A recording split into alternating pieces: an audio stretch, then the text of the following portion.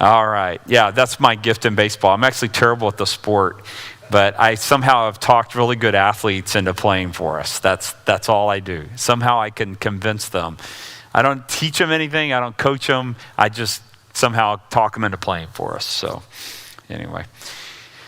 Yeah, my new thing with my baseball players, I told them this on Thursday. I just shared the gospel, just boldly, like spent 10 minutes, just laid the gospel out for them. I've been working all fall on this. At the end, I told them, I said, I just want you guys to know this. I don't love baseball. I love baseball players. And I really don't care about the baseball, but I do care about you guys. And so that's what I tell them now. I don't love baseball, but I do love baseball players. And I say, out of a love for you, I want you to know who Jesus is, because your life and how it plays out both in this life and the next is entirely dependent on walking with him. And so, yeah. I'm sure I surprised them when I said, I don't love baseball. They're like, what? You have a funny way of showing that. But it's true. I don't actually like coaching in games. That's the funny thing. I don't like coaching games. They make me nervous. I get real stressed out. I love running practices. I love doing devotions with the guys. I love following up with them. I love doing individual workout with a guy trying to work on something, I can't hit this pitch. I'm like, well, let's get in the cage. We'll go for 30 minutes. I love that kind of stuff. Then you're like, plate meeting, my heart rate goes way up. Now it's like, oh, now I've got to decide, am I sending this kid or am I holding them up? And are we bunting here? And now we're down 2 and, all those kinds of things. And those things stress me out. So, but this year I'm not the coach of either team or the 3 teams we have. We have a middle school team that's playing this weekend. They're playing in the middle school madness. Last year's the first time a homeschool team ever played in it, and we lost in the semis of our side of it. But this year there's 30 teams, and they're going to play until there's a winner, which means that my team would have to win 6 games today to win this event. 6. They're all schools like Job and Danny Jones, and there's some schools, middle schools and junior highs or whatever out of Midlothian. They're really all over DFW. One team we played yesterday was from Dallas, a team called Dunn Junior High, I think, and then another one called out of over near White Settlement, Fort Worth area, named Brewer Middle School, maybe. I hadn't heard either of these, but so we played those 2 teams yesterday, and yeah, it's over far. Maybe there's a junior high too for it, but yeah, we smoked those 2 teams yesterday, and my shortstop's first 2 at bats were both home runs on a 325-foot fence, like hitting bombs to deep center. The kid is the best 14-year-old player in DFW. I mean, he's electric. When you watch him, he'd be the starting shortstop on a lot of high school teams, and he's an 8th grader. First time I saw him was last summer. I went to watch him play at Richardson High School. He was playing in a 15U tournament. He's a 7th grader. 15U tournament, he ground ruled doubled in his first at bat, which means Richardson High School, it's 325 down the line. He one-hopped the fence using a high school bat. Like, this kid is insanely good. But where does he live? I'm not sharing recruiting information with you, Mike. I think he lives in Richardson. Yeah. That's unusual for a shortstop to be that good. Yeah, he reminds me of Carlos Correa. He's really tall and lanky. He's probably 6'2", 6'3", moves really smoothly. Yeah, his throws across the diamond are unbelievable. So, yeah, I hadn't had an 8th grader like him since last year. The kid Rivers, which is a 9th grader now, and his at bat at BP at DVU just Thursday, he one-hopped the fence at 390 into the gap at DVU, and he's in 9th grade. Yeah, both those kids are going to play serious college baseball, and so it's fun coaching them. But like I said, I am not the head coach of any of these 3 teams now. Michael's the head coach of the middle school team, and a former player of mine coaches the JV team, and one of the dads of one of the players is now the head varsity coach. So I am not coaching this year. Yeah, I'm going to spend my time recruiting. I'll go to the games and stuff, but I'm not making decisions. I'm not making roster decisions. I'm not making pitching decisions. I'm not going to every game. I'm not traveling out of town. Last year, 2 tournaments in Houston, 1 in Pryor, Oklahoma, and 1 in Florida. I'm going to none of them this year. So, what's that? No, I'm glad for it. Yeah, I want to be around. There's other things I need to be doing, and I'm glad. And those individuals are really, really good coaches, and they don't need me adding my. I'll help coordinate, communicate, order uniforms, book games, make sure we got umpires and fields and all that. But I can do that from my computer in about 15 minutes. So I don't need to be, and I have to go drive up to Frisco for some game. I'm just like, y'all have fun. I'll just track it on Game Changer. There's an app that they keep score on. I can track the game. I don't have to be there. I can do other stuff. I just glance down occasionally at the box score to see, oh, are we winning or losing? So I'm thrilled about this. So I'm now the recruiting coordinator and administrator of the organization, but I'm not coaching. So yeah, I'm thrilled about it. It's great. So yeah, in fact, I don't know, maybe I'll never coach again. If so, I finished with 150-30 high school varsity record. Yeah, I'll take that. 150-30 is not a bad varsity record. Yeah. Yeah, beat the 21st ranked team in the country at one point, beat the first ranked team in the state of Texas. They were 20-0 5 years ago. We beat them in extra innings. John Paul II was 20-0 when we beat them. Their only loss of the season. So yeah, I've had some fun signature wins like that. Lots of fun. All right, well, none of that's really all that important. Isaiah is important though. Okay, so I told you guys this. I've already bought tickets for our class for the Thanksgiving dinner, mission dinner. And so we'd love for you to be here. If you need transportation, tell me, I'll come get you, okay?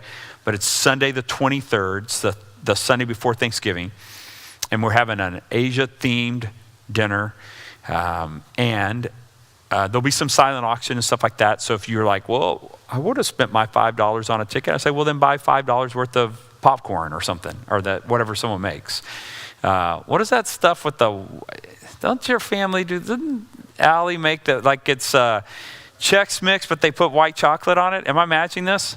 What's that called? Yeah, so that stuff is addictive. Like, yeah, I've heard that one too. Yeah, but that stuff is addictive. You start eating a little bit of that white chocolate Chex Mix stuff, I'm like, all right, I need 7 bags. Fortunately, it's at church, so the calories do not count here. There's a divine exemption, so you can eat desserts here and no count, right? Okay, so it's a little bit of heaven. You can eat without worrying about, calories, but only here. Some of you are like, well, I'm going to start coming up here and eating breakfast, lunch, and dinner then. This would be great. Yeah, so I hope you guys will join us for that. And we'll live simulcast with Caleb, and it should be fun. I started a new class. I think I mentioned this to you guys last week, but I started teaching Old Testament theology at the graduate level for their 15. They have about 15 students. I did my first lecture Wednesday morning over Zoom from 6:30 to 8:30 in the morning. I did it back here. I'm going to do them at my house going forward. After I did it, I was like, I can do this from home. And actually, it'll go better. So I'm going to do it from home. I asked Kim, what do you want me to do? If I get out of here, I'm not going to wake you up, but I have to leave at 5:30. She's like, no, do it at the house. So I'm going to do it at the house, and I'll just set up the night before so I can just get up and do it. But I'm doing lectures on Old Testament theology. This next week is on the nature of God, theology proper is what it's called, and the names of God, some of the core names of God. And the week after that, we have creation. The week after that is the proto-gospel, the fall of Adam and Eve, but also the hint of gospel message in Genesis 3. We talk about proto-evangelism in Genesis 3 and so forth. And so I'm just working through Old Testament theology. So it's not Old Testament, it's Old Testament theology. And yeah, it's challenging. It's graduate level, but I've had to, English is a third language for them. Chin and Burmese are first and second. And so since English is a third language, but then I'm doing words like prolegomia and aseity and, and I'm just like, but Caleb, I'll do a slide, I'll talk about it, talk through the slide, and then I'll pause, and then Caleb and Burmese will go back and say, all right, he reads the slide to him, that kind of thing. And so he asked me to get the slides font bigger. So I think I can do this. After he said that, I was like, okay, because I can't tell what's going on their side, right? But so I think I can make it bigger the way I set it up. In other words, I'll put fewer words on a slide and make them a few more slides, but bigger print, and then they'll be able to see it more clearly on their end. Some people are like, well, share your screen. But when I tried it, I was trying to use my phone and the laptop and logged them both into Zoom, and I could not get the feedback to stop because they kept hearing each other, and both were going through my hearing aids, and it was, seriously, I would have given you all my money in a couple of seconds. I mean, I was at the point of, I'll give you anything, stop the screeching. So anyway, I gave up on it. I think if I practice, maybe I can figure out how to do that and share the screen, which I think would be better. But the only thing with share the screen is I'm using Proclaim for it. And that's not how it works. It's not like PowerPoint. So I'm kind of trying to figure these things out. But anyway, y'all don't care about all that stuff, but it's been interesting. So I have 19 weeks of this. So is this MRA, DBU, or Miramar? It's Myanmar. Yeah, it's graduate level. They have students who went through their undergrad program. I gave the degrees to them when I was there last. So I did the keynote address to the graduating class, and all these parents are there and everything is crazy. So they all got their undergrad. And they're like, well, they're stuck at this children's home. They want some additional training. Can we start graduate level? This was Caleb. So he reached out to me. He's like, would you and Joseph be willing to teach graduate level courses? I'm like, all right, well, both Joseph and I have degrees that would allow us to teach MDiv students. And so Joseph is doing New Testament theology on Tuesdays, and I'm doing Old Testament theology on Wednesday. Yeah. So you're going to be through before you go to Israel? We'll take off for my 2 weeks of Israel. We'll also take off Christmas and New Year's. So it's 19 more weeks, but 4 of them were off. They have projects to do. They got stuff to do. Yeah. So I have 14 more lectures because I have a final exam too. So the last is a final. So 15 lectures, a paper, and a final. But for the paper, they can't type it, so they're going to have to handwrite it, and Caleb's going to have to take screenshots with his phone. I don't know how I'm going to grade this. I was going to ask, so you are the one who's doing the testing? I guess. I don't know. I've got to talk to Caleb about how grading is going to work and stuff like that. The other thing, too, is that I've given them articles to read. Like, I can't give them a textbook, because I can't order the textbook. So I found a bunch of online articles. DTS has some. There's some articles by John Piper. There's some on a couple of seminary websites I found, like Southwestern and Southern have articles on certain topics. And so I gave links to that so everyone can read those. They can get them on their phone, right? Like they can click the link on their phone and read. Like the first thing I assigned, they're supposed to read, we did inerrancy this week. They have to read the Chicago Statement of Inerrancy from 1978. It's available online. It's 11 pages. It's technical though, so they have to read through it. But that was their reading assignment for this week. And but I have to do it online, because they can't buy a textbook. They'd never get it anyway. Like, how would they get it? They could read an online book, but I think that might be challenging. I bought the book by a guy named Paul House called Old Testament Theology. I bought a digital copy of it, and it's pretty good. Like, I don't even know if I agree with everything Tom House says. Actually, I kind of think I do. He's a conservative evangelical approach to it. But the bigger issue for me was outline what am I supposed to be doing? You know what I'm saying? Like, what do you normally teach if you're doing Old Testament theology? Because I've never taught the class. And so I got an outline. I used a little bit of AI to help structure it. I'm using the Tom House book. I'm having to adjust. The AI made it like it was ridiculously hard. There was weekly translation from Hebrew to English, and then the final exam was translate Isaiah 53 from Hebrew to English. There's zero shot. They've never had Hebrew or Greek. There's zero shot I can do something like that. So we had to pull that out of there. And yeah. What's that?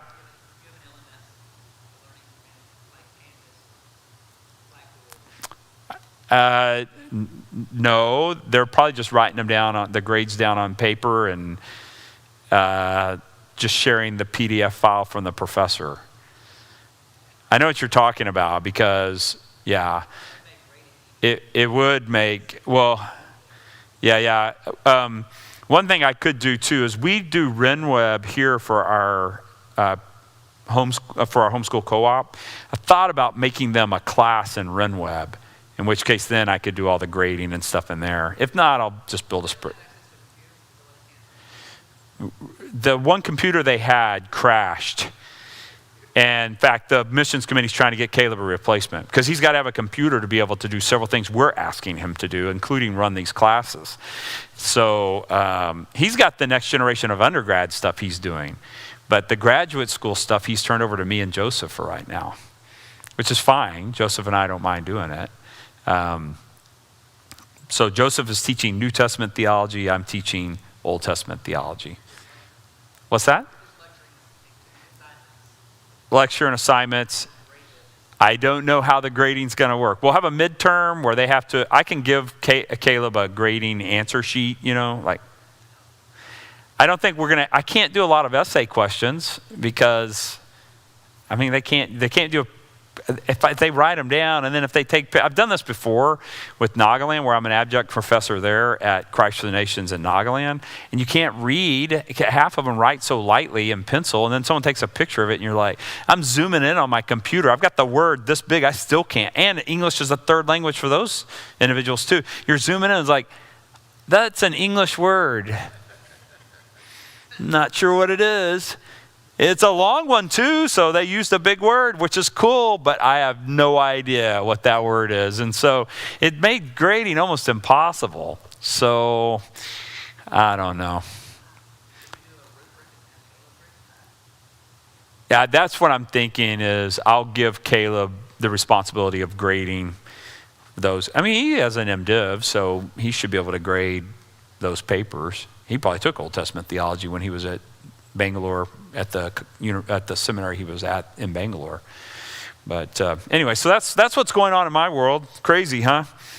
So if you're really bored, you can join, but man, you'd be really bored because I talk and then there's a pause while he does Burmese, and then I go back and talk again. So it would be going okay.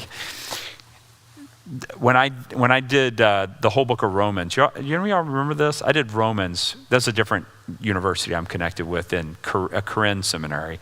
And I taught Romans every night from 9:30 p.m. to 11:30 p.m. And I did this Sunday night through Thursday night because it was Monday through Friday for them in the morning. And I did this for 2 straight weeks, taught the entire book of Romans. And Toby Henshaw from our church got on every single lecture, watched every single one. Now that one was all in English, so that was easier. And when I teach at the Korean seminary, it's all in English. But so Nagaland all English, Korean seminary all English. This one we need a little bit of translation help. Yeah, so that's fun. Yeah, some of you are going, what are you doing? Like, I don't know. I don't know what else to do. They asked me to teach. Right? What was I going to say? No, the students want to learn some stuff. And I kind of figure we're probably better off if the church in Myanmar has really solid conservative theological training at a high level to better equip them somehow, I'm guessing. I don't know. Maybe it's a bad idea, but it's one of those things. He asked me a week ago, and I go, yeah, I can probably do that. When do you want to start? November. I was like, Like, dude, you're talking about next Wednesday? That's in 5 days. He goes, yep. So, all right. And Joseph does his first lecture Tuesday. So I'm 1 week ahead of him, which is cool though, because I can share with him my notes. And I can also kind of tell him what's working and what's not, so that while he's doing it too, he and I can work off each other, things that worked well, things that didn't. So, yeah. So you mentioned Toby, how they I think she's been through treatment, doing well. Yeah. I think she's doing well. Yeah. And you mentioned your daughter-in-law's community back in the Philippines has been flooded badly. Yeah. So she's headed there right now. She went to DFW, felt like she needed to go home and tend to that situation. So be praying for her, praying for that community in the Philippines too. You were saying like 3 rivers come together and they just got deluged. So, yeah. Some of the worst floods in the history of the world have been a rain system will set over a particular, especially elevated, and the rivers fill quickly. So that happened once at Estes Park, Colorado. The Big Thompson. They got 18 inches in like 6 hours. And it flooded the entire city, killed like 60 or 70 people. And the reason for me is significant is I wrote my master's thesis for my THM on Bill Bright and Campus Crusade for Christ. And the intersection there was they were hosting a summer training session for Campus Crusade with their men in one place and the women in the other. And Bill Bright thought the flood had killed all the girls, including his wife. And it took a while to figure out they were all still alive. You know, there was no cell phones, 1978 or whatever year that was, even 72. Anyway, and so he thought his wife and all the girls had been wiped out by the flood, the Big Thompson. But fortunately they survived it, but just terrible.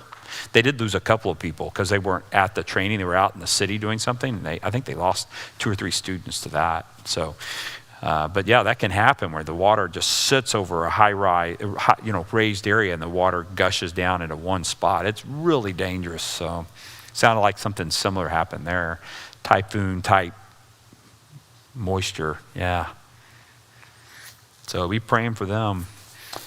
He showed me a picture of one of these cargo metal containers, big red type things, floating down the street. Oh, like the train cargo type container things.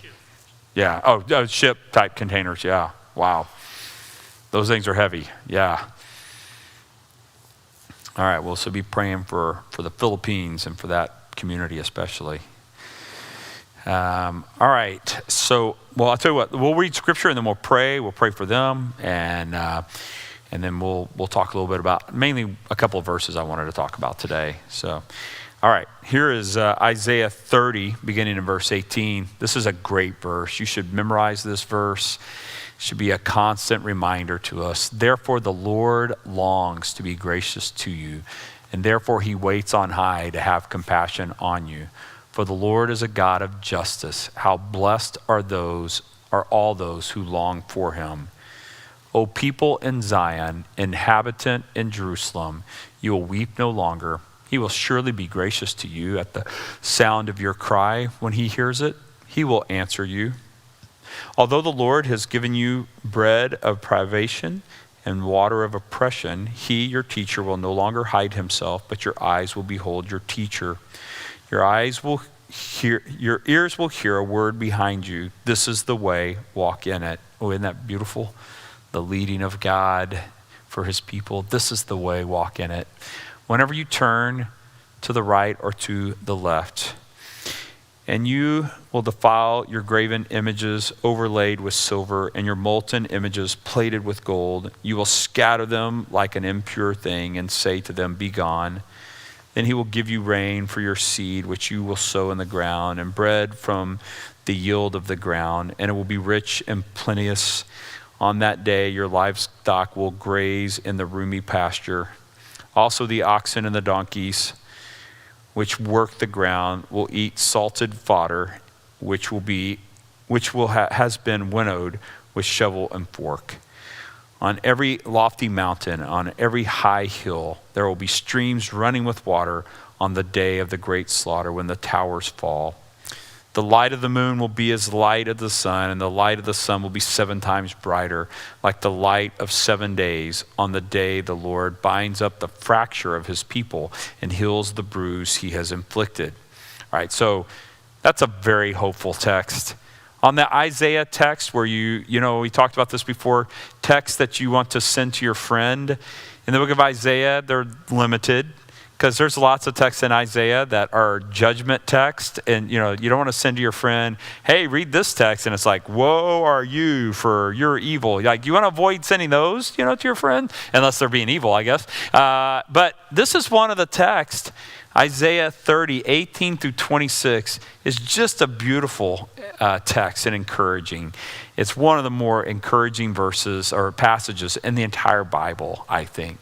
Isaiah 30, 18 is just such a beautiful text. The Lord longs to be gracious to you. You know that? Like, it speaks about the longing of the Lord to be compassionate.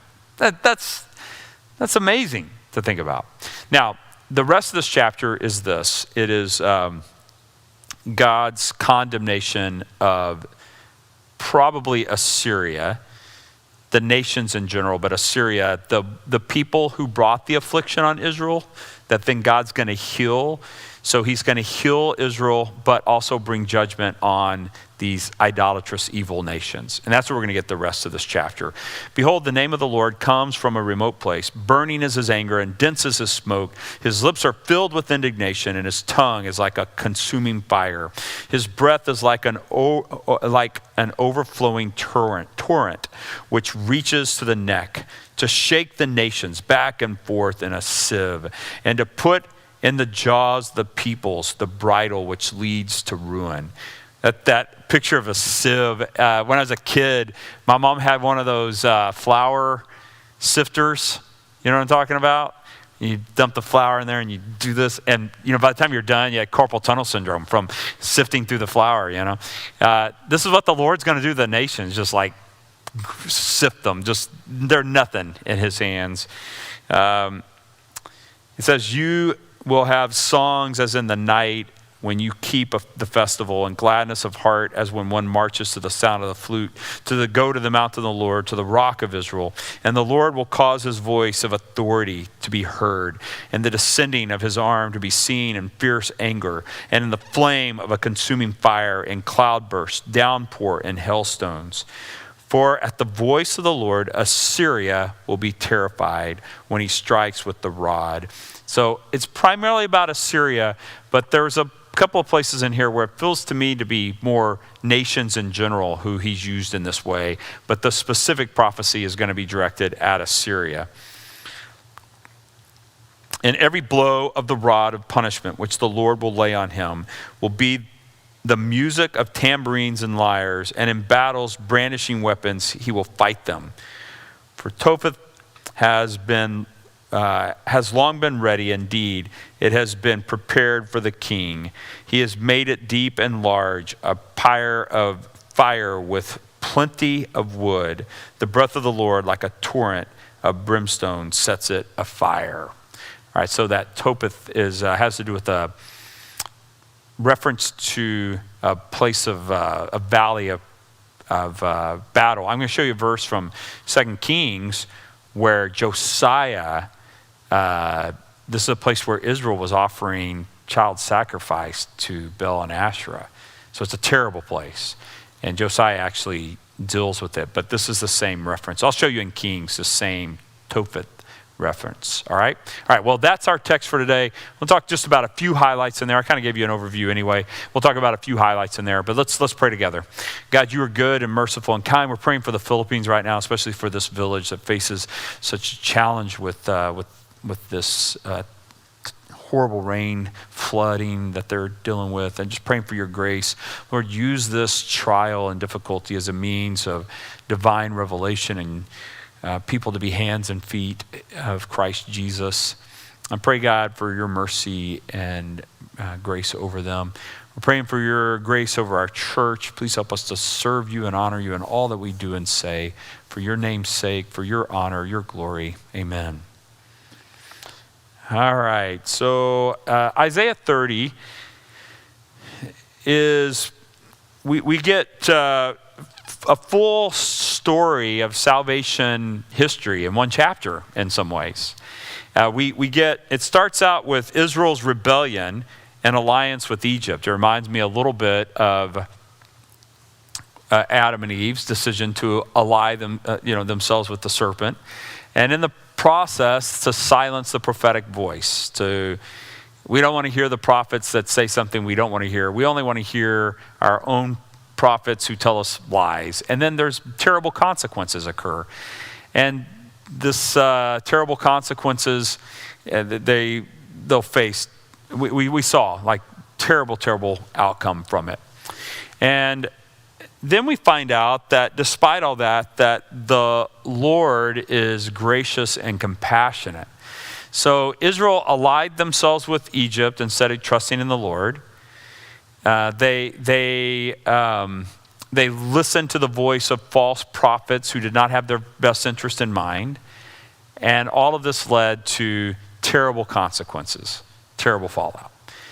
But God's response to them is Isaiah 30:18. Therefore the Lord longs to be gracious to you, and therefore he waits on high to have compassion on you. For the Lord is a God of justice. How blessed are all those who long for him. That is such a powerful verse. I memorized this verse when I was in middle school, junior high time period. I went to a camp, and this was the verse they had us memorize, and I wound up reviewing it over and over throughout my life at various times. It's such a powerful verse. And this portrait, even though this is directed at Israel and about toward the Jewish people, I think in principle, though, that this verse does tell us much about the nature and heart of God on the area of forgiveness and compassion and being gracious, that God actually enjoys, loves, longs for, however way we can say this about an infinite, perfect, omniscient God. The best I can describe it is to say that God longs for us to embrace his grace. It reminds me some of the parables in Luke chapter 15, where you have the lost sheep, and when the shepherd finds the lost sheep and brings the sheep home, remember what the shepherd does? There's a party, right? Yeah, and then Jesus follows that with, there's more rejoicing in heaven over one sinner who repents. Remember that statement? And that sentiment from Luke chapter 15 is, I think, captures this verse as well, that in the heart of God, that God longs to show his grace and compassion towards people. And so despite the rebellion, yes. Yeah, yes. The father and the prodigal son, though gives him a kiss, he's sitting on the front porch every night, which I think surprises the son. I think he thought he'd have to come knock on the door, beg to, can I just be an employee? But the dad apparently sitting on the front porch. Like you said, that's a perfect picture of longing for this return. Yeah. It seems like he was sitting on the front porch with the robe and the rings ready to go. He'd already thought about it, right? Like, I can't wait for that day when my son comes home. I can throw this robe on him and give him kisses and put the rings. Yeah, you're right. That's a perfect analogy of Luke 15 and this verse. And then I think we would say the cross is the ultimate example of that, right? Like only a God longing to be gracious to people would let his son be treated like that, right? So that longing for grace is played out in the divine history of Jesus and his death. And such a beautiful verse. And I mentioned this in the sermon this morning, so if you've already been to this service, I apologize, but the devil has kept a lot of prodigals from coming home by whispering in their ear, he'll never take you back. And I think it's important to remind ourselves, he doesn't regret saving us. So if you've messed up, just a reminder, he doesn't regret saving us. And he longs for us to come home. And so they're literally involved in some of the most egregious idolatry when Isaiah writes this. And they're going down to Egypt. They're going to seek alliance from those idolaters down there and all that. And despite all that, it's like the Lord still wants to be gracious towards them. The next chapter gives us the specific people, but like I said, I think a broad application is, this is true of all people, that God longs to show grace and mercy. O people in Zion, inhabitant in Jerusalem, you will weep no longer. He will surely be gracious to you at the sound of your cry. When he hears it, he will answer you. Although the Lord has given you a bread of privation and water of oppression, he, your teacher, will no longer hide himself, but your eyes will behold your teacher. That's a pretty interesting verse, isn't it? Your eyes will behold your teacher. Now, I think the teacher here is not a reference to an earthly teacher. Neither does the NASB, because they went to great lengths to capitalize the T in teacher. So the idea here is that God himself will be their teacher. They had these false prophets teaching them all kinds of things that were wrong. Now God himself will be their teacher. So we find this need for knowledge or information. And your ears will hear a word behind you saying, this is the way, walk in it, whenever you turn to the right or to the left. And then he says, you will defile your graven images. Now, so this all is connected. They'll be gone. You'll say, be gone to them. And then that leads to this judgment on nations. And it says that the judgment on these nations is they have a different response from God because their rebellion against him and their idolatry, their worship of false deities, and the extreme evil involved with it. Behold, the name of the Lord comes from a remote place. Burning is his anger and dense is his smoke. His lips are filled with an indignation, and his tongue is like a consuming fire. His breath is like an overflowing torrent, which reaches to the neck to shake the nations. See, that's why I don't think it's just about Assyria, but about the nations in general. To shake the nations, plural. So all nations that are involved in the assault on God, God's people, that God will bring about a terrible end to them. And then we get to this last verse, or two verses. I wanted to close with these two. He says, in every blow of the rod of punishment which the Lord will lay on him will be with music of tambourines and lyres, and in battles brandishing weapons. He will fight them. For Topheth, so there's this word, has long been ready. Indeed, it has been prepared for the king. He has made it deep and large. So God has dug this huge pit and he's about to cover it. Now, one interesting thing about this is Josiah comes to power. He comes to power after Manasseh. Manasseh is involved in Baal and Asherah worship. Manasseh even has his own sons pass through the fire, meaning that he sacrificed his own infant sons to the Baal and Asherah. And the way that normally would work, he would also be involved in drunkenness and sleeping with a Baal or Asherah prophetess. And so there's a sexual immorality element to it as well. Just horrific actions. And after Manasseh, a couple of kings later, along comes a really good king. He's 8 years old when he comes to the throne. His name's Josiah. He's clearly under the influence of a good godly mom and a good godly priest at that time who puts forward some significant reforms. And what we find is that God basically says to Josiah, there's a verse where God tells Josiah, I'm going to take your life so that you don't have to watch what I'm going to do. And so Josiah, you remember how Josiah dies? The Egyptian Pharaoh Necho, they go, or not Necho, the Pharaoh, I'll think of his name in a minute, but anyway, they go to battle, and the battle's about over. Everybody's decided, okay, we're going to go home now, and they're about to leave. And one archer's like, you know what? Before I go back to Egypt, I'm getting off one more shot. It probably not hitting anything, but, and it hits the king. And so Josiah dies in the last arrow shot of the day. And he dies at, I think he's like 38 years old or something like that, 39 years old.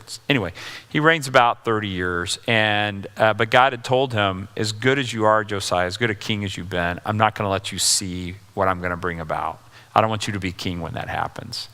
And so Josiah's death then ushers in a lot of real trouble that comes. But Josiah in 2 Kings 23, when he comes to power, he starts these reforms.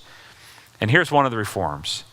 Josiah defiled Topheth, which is the valley of the son of Hinnom, that no man might make his son or daughter pass through the fire for Moloch. Moloch, Bel, Asherah, they're all very closely related to one another. Canaanite /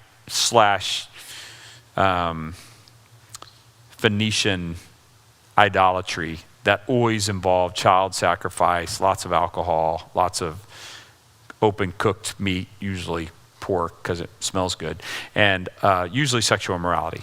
And Manasseh had literally done this, and so it had become common. The king had done it, so people were like, hey, this seems like a great idea. We'll get God to water our crops by offering up infant children. Like, what? And so Josiah clears this space out and removes it.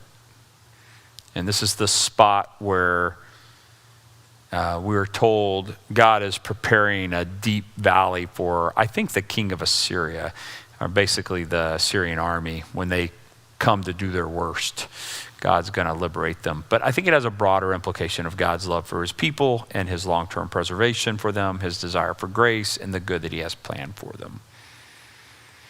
So the reference then in Isaiah 30 for Topheth has long been ready. So this is the valley where God is going to bring about judgment on fighters and it's image here of that horrible, evil place, and that what had been embraced by Israel as an act of idolatrous worship is going to be dug deep and wide for a place of judgment for the king of Assyria, his army, and any other nations that come against them. All right? So that is Isaiah chapter 30. Took 2 weeks, but it's a long chapter, 33 verses. So when I got to it a couple of weeks ago, I was like, we better break that in half. So yeah. All right, any questions? Comments? No? All right, so Thanksgiving feast, the mission dinner, I hope you all will come. I'll have tickets. I've already bought them. They're on my desk. And so I've already got them. I'll give them out to you, but I'll probably just wait to give them to you the week before or that Sunday. I mean, no sense. I mean, otherwise I'll lose them. I don't know what'll happen. I'll lose my own. Anyway, so sit on my desk, but I'll give them out that Sunday. So your way is paid. All you have to do is show up, okay? And all you have to do is eat. All you have to do is sit and eat. Yeah, you can do that. And then we have time of praise and worship. And like I said, Caleb will join us. I hope you'll be here that night. It should be a real encouraging time. We'd love to have you, okay? And so be my guest that evening, okay? And anyone else you want to drag with you, let me know. I have enough tickets. I bought 100 of them.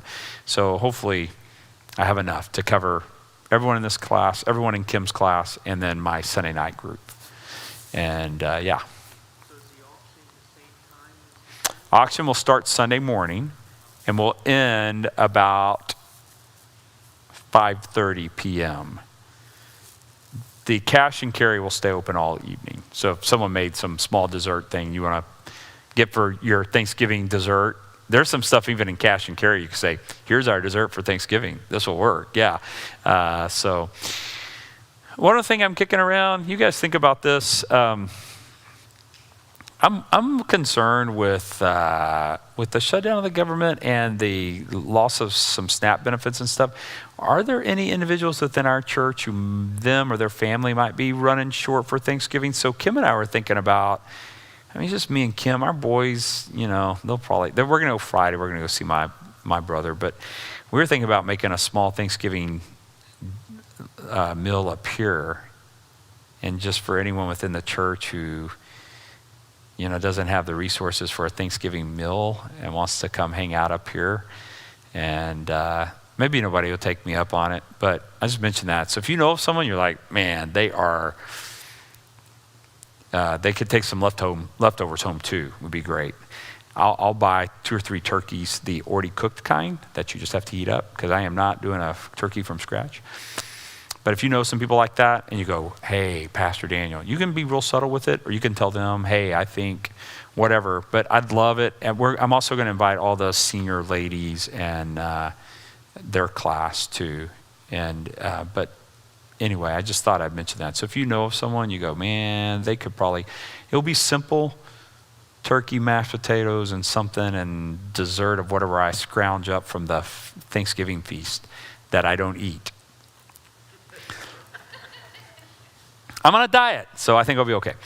So if you know of someone, Kim and I are thinking about doing that if we have a few people take us up on it. And so we'll just set up some tables in Fellowship Hall, some tablecloths on them. It's my cooking, so it's pretty low. Keep expectations low. But yeah, so if you know of someone like that, please let me know, okay? If you got family, that's awesome. You're good on resources, that's tremendous too. Go, please enjoy. But if you know of someone, you just go, man, they could use a Thanksgiving lunch. We'll probably serve a little bit late, around 2:30, and because I'm going to do some stuff on the homeless side of things that morning. But probably set up and serve starting around 2:30. So if you know of anyone, you're like, man, they don't have family here, or they don't even have to, they may have some resources, but they're just like, they're on their own and they don't want to eat Thanksgiving by themselves. We'd love to host them, okay? So keep that in mind if you know of anyone. Yeah, that's what our plan is. All right, well, let's pray together. God, you are good and merciful and gracious and kind. You long to show your mercy to us. It's so amazing, Lord. Your grace is so amazing. We thank you.